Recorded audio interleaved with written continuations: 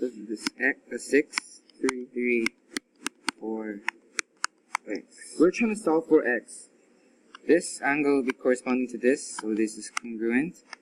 This and this will be congruent to each other because these two lines are parallel to each other. So when you separate the two triangles, and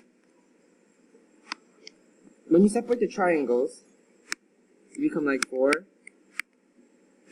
3 and 4, and 6 and x.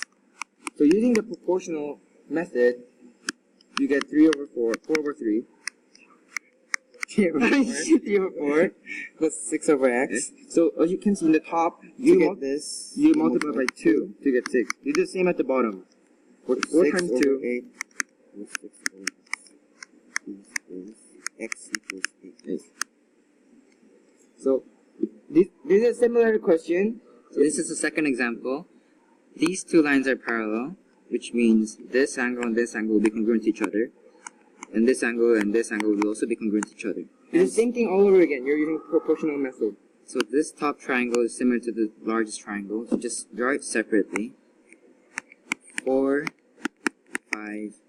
For the largest triangle, it would be 8 Nice. and x.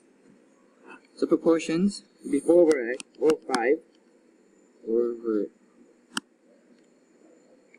4 over 5 equals 8 8 over over x. So multiply the top by 2, which means the bottom by 2 as well. So it'll be 8 over 10 equals 8 over x, which means X is 10. x is 10.